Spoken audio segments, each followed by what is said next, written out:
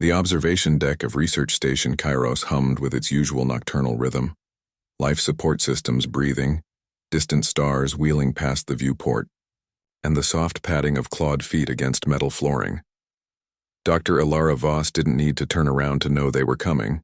3 months working with the Fracken cubs had taught her to recognize the distinctive click-scrape of their talons, the low rumbling purrs that preceded their arrival, and the particular scent of ozone and copper that clung to their fur.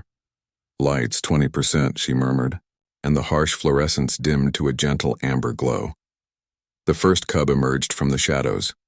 Rick, always the bravest, despite being the smallest. His violet eyes, split by vertical pupils designed for hunting in the crimson twilight of his homeworld, fixed on Ilara with an intensity that had made her Galactic Council supervisors nervous. The Vraken were apex predators, after all. Their species had dominated their planet's food chain for 50,000 years before achieving spaceflight. Even their young possessed retractable claws that could shred plasteel and jaws strong enough to crush bone. But Ilara saw something else in those alien eyes. She saw exhaustion, confusion, grief. "Come here, little one," she said softly, patting the edge of her sleeping platform. Rick hesitated, his ridged crest flattening against his skull, a sign of uncertainty. Behind him, 2 larger shapes emerged, Sora and Ven, his clutchmates. All 3 were orphans, their pack destroyed in the territorial wars that had ravaged the Vraken frontier colonies. The Galactic Council had deemed them too dangerous to rehabilitate, too young to survive alone. The consensus among the xenobiologists was euthanasia. Then Ilara had volunteered. The Council had been skeptical. Humans were a relatively new species to the galactic stage, only 2 centuries since first contact. They were considered soft, emotional, irrationally attached to creatures they deemed cute. The Vraken cubs, with their obsidian scales, serrated fangs, and hunting instincts honed by millions of years of evolution, were decidedly not cute by most species standards. But Ilara had seen something in the mission briefing hollows. She'd seen the way Rick curled around his siblings in the holding cell, his small body trembling. She'd seen the way they huddled together, trying to share warmth on the cold station floors. And she'd recognized that universal language, the language of fear, of loneliness, of younglings who needed safety. "It's all right," she continued, keeping her voice low and steady. "You're safe here." Rick took a tentative step forward, then another. His claws clicked against the floor panels. Behind him, Sora chirped, a sound somewhere between a bird's call and a growl, then remained silent, watching with the predatory stillness that came naturally to his kind. The human researchers monitoring the feeds had warned her, "Never let them on your bed. Never share your sleeping space. It blurs the boundaries between caretaker and prey."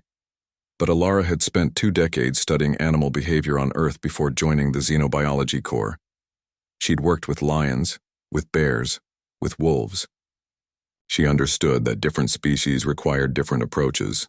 The Vraken weren't solitary hunters like Earth's big cats. They were pack animals. They needed touch, warmth, the security of sleeping in a pile with their family. They needed what they'd lost. Rick reached the edge of the sleeping platform and paused, his head barely level with the mattress.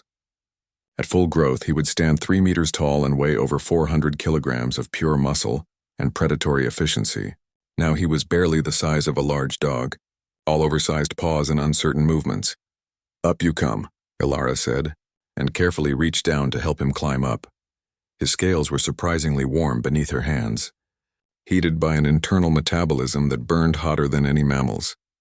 He scrambled onto the bed with puppyish clumsiness, his tail lashing for balance. Once up, he immediately pressed against her side, that deep rumbling purr vibrating through his entire body. The other 2 needed no further invitation. Sora leaped up in a single bound, landing with practiced grace, while Ven followed more cautiously, testing the surface before committing his weight. Within moments, all 3 cubs were pressed against Ilara, Rick tucked closest to her chest, his head resting just below her collarbone. Sora sprawled across her legs, his breathing already slowing. Ven positioned at her back, acting as rear guard even in sleep. The weight of them was considerable, the heat almost uncomfortable. Their claws pricked through her sleep clothes if they shifted wrong. Each breath brought that alien scent, wild and sharp and nothing like Earth.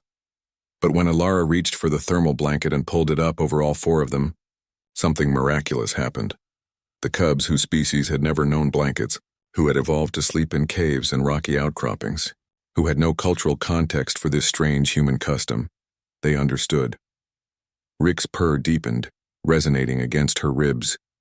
Sora's tail stopped its restless twitching. Fenn's tense muscles finally relaxed. Within minutes, all three were asleep.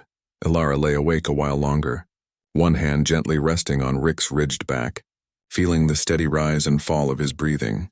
Through the viewport, she could see the curved edge of Station Kiros and beyond it, the endless expanse of space. The Council didn't understand. They'd called humans reckless, emotional, dangerously sentimental. They'd cited statistics about predator species and attack rates. They'd presented centuries of xenobiological research proving that apex predators couldn't be domesticated, couldn't form cross-species bonds, couldn't be trusted around beings they would naturally consider prey. But the Council had never tucked in a frightened child. They'd never held something small and scared, and told it that the world could be safe again. They'd never believed that love, that simple, irrational, powerful thing, could build bridges across millions of years of evolution. Rick shifted in his sleep, pressing closer, seeking warmth and comfort with an instinct older than civilization. His claws retracted fully, no longer weapons but simply part of a child seeking safety. Tomorrow, Alara would face the Council's review board. Tomorrow, she would defend her methods and argue for the cubs' survival. Tomorrow, there would be reports to file and protocols to justify. But tonight, in the soft amber light of her quarters with 3 predator cubs sleeping peacefully under a human blanket, Dr. Alara Voss had already proven everything that needed proving.